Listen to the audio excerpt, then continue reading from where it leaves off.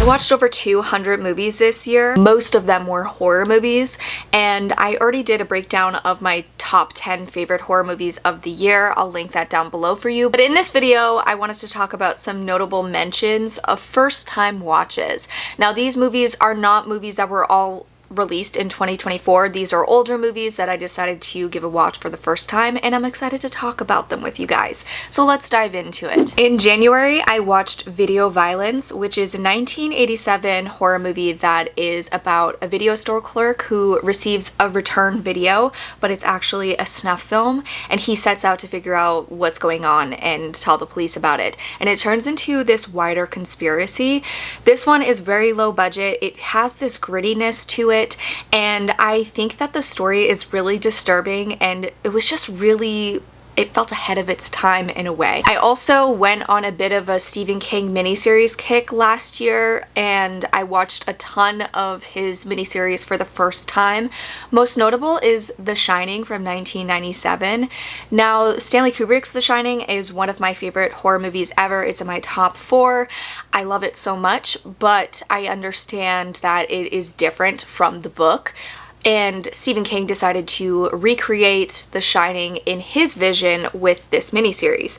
So this miniseries stars Steven Weber as Jack Torrance, who takes a job at the Overlook Hotel, and he brings his family there, and things go horribly wrong. I really surprisingly liked this one a lot. I went into it afraid I wasn't going to enjoy it because I love the Kubrick version so much, but this one is different, and you can see that it is definitely pulling a lot more from the book. It is definitely more true to the book, and I feel like we get a lot more insight into the relationship between Jack and Wendy and their family. We get to actually see them grow, and we get to see Jack go on this dark journey where he's fighting to stay sober and to stay a good father and husband before he ultimately succumbs to the Overlook Hotel.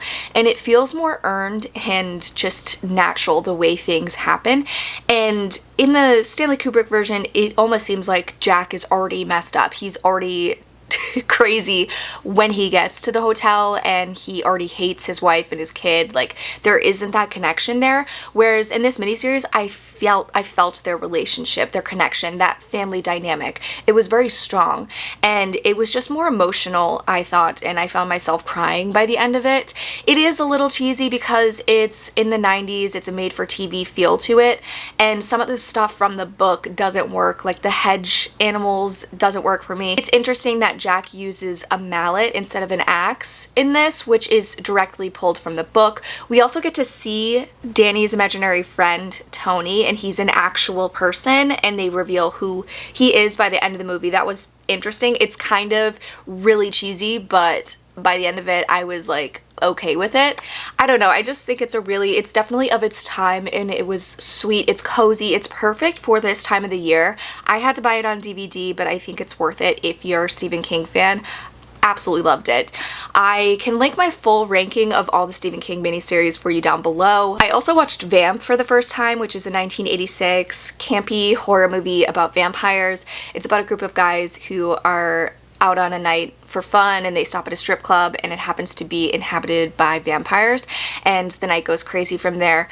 This one it's obviously cheesy. It feels very much like From Dusk Till Dawn, but not as serious, and it's just filled with such beautiful pops of 80s color, and I just love the overall vibe of it. I also watched Mute Witness for the first time, and this is a 1995 psychological horror thriller about a mute woman who works in the film industry, and they're working on a film in Russia, and she gets locked inside the film studio one night, and while she's navigating, trying to find her way out, she stumbles upon some people making a snuff film, and it becomes a cat and mouse game after that, where she's trying to get out of this situation alive.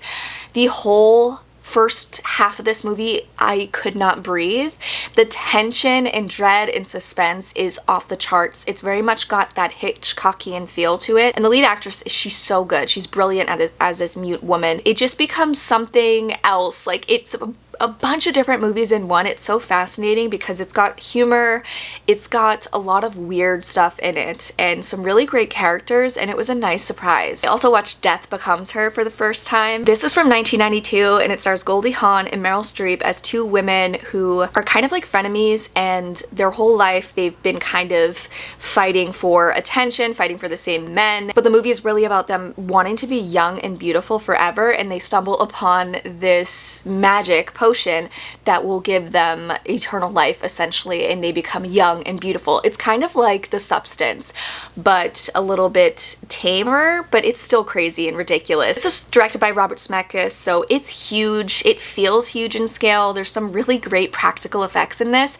and it's fun and silly. Everyone in the cast is amazing, and I feel like it's a timeless topic of youth and beauty. The Swimmer from 1968 is a dark psychological thriller about this man who decides that he's going to make his way home by swimming through the backyards of all of his neighbors in the neighborhood, and then over the course of his journey things get really dark.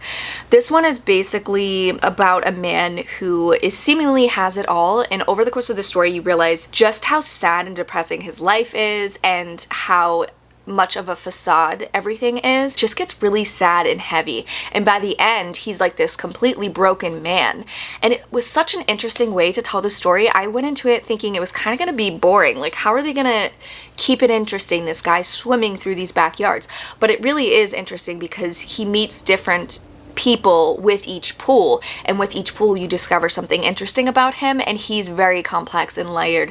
It's a fantastic movie that made me feel sad and emotional by the end. Here's a 1997 Japanese horror thriller about a detective who's investigating a series of strange and brutal murders that all seem to be connected, and there's a lot of weird stuff pulled into these murders, and over the course of the story he dives deeper into the mystery and it gets weird. Very bizarre circumstances to the murders.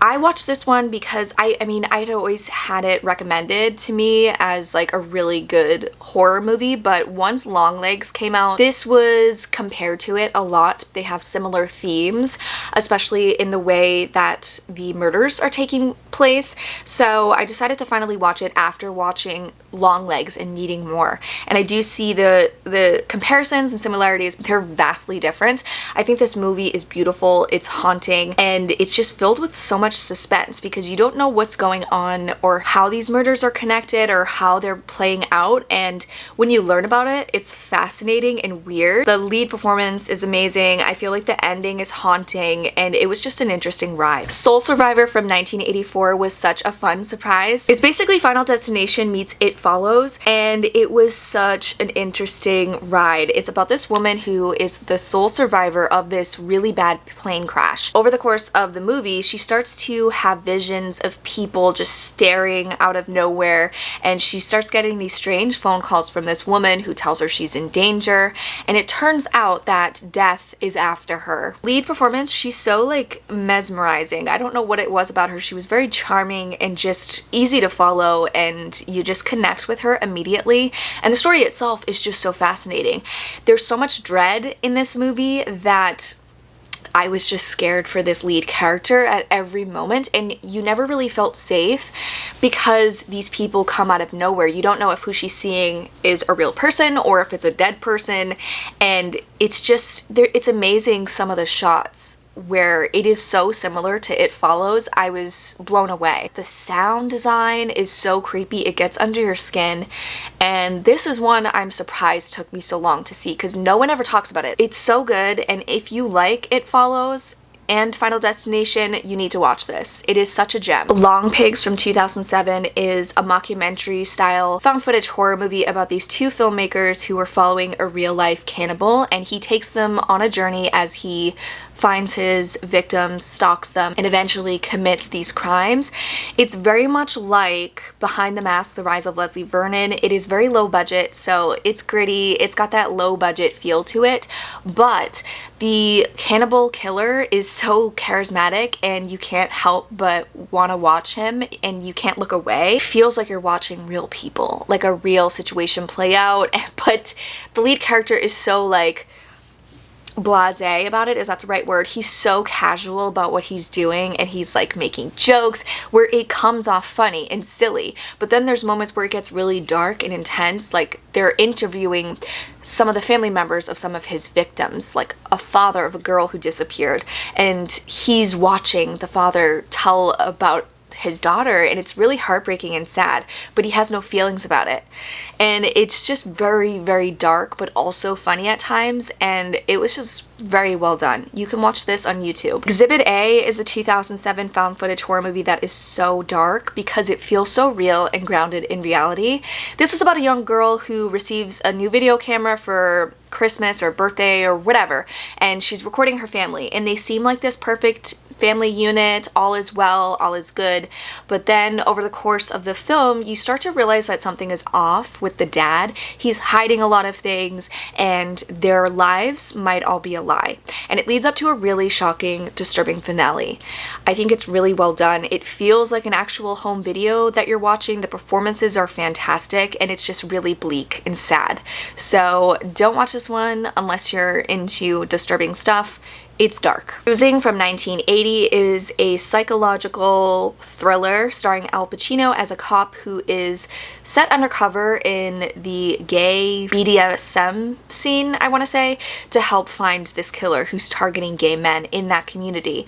This is directed by William Friedkin. I think this was his follow-up to The Exorcist, and it's dark and bleak, and it's really interesting. Like, you get this look into this world. I don't know how accurate it is. It kind of felt exploitive at times, and I don't know if it's presenting this community in the right light, but it was an interesting crime story. I feel very conflicted about it because it's a well-made movie, great performances, and it's cool because you never know who the killer is, and William Friedkin changes the killer throughout the movie, so he's played by different people, so you as a viewer never know who it is. And it has a really kind of interesting ending where it leaves it up to your interpretation, which I thought was interesting. Diabolique from 1955 is a horror movie about two women who plot to murder this woman's husband, and his body goes missing, and they are trying to figure out if he's alive, if it's his ghost, or what. So this movie is very kind of Hitchcockian. It's a slow burn. It is very much suspenseful and filled with dread. It has incredible performances. It's just a unique story with a twist ending that you might see coming now, but at the time I feel like it would have shocked audiences. There's a very memorable moment towards the end of the movie that I really enjoyed, and I'm glad I finally watched this one. And lastly, we have Some Guy Who Kills People. This one is about a man played by Kevin Coogan who experienced something traumatic when he was younger. He was bullied by some high school peers, and he was sent to a mental institution. There's a series of killings that are happening to the people who bullied him in his childhood. So it's a revenge horror movie, but it's also about this guy trying to get his life back on track, and he meets people come back into his life that he never had before. He develops a relationship with this daughter that he never knew, or she never knew he existed, and it actually turns out to be a really sweet movie about his rehabilitation into this world and him becoming a father and learning how to be a better person and being more confident, finding love, and it's really sweet. I was surprised by how sweet it was, and at the same time it's kind of like a slasher going on,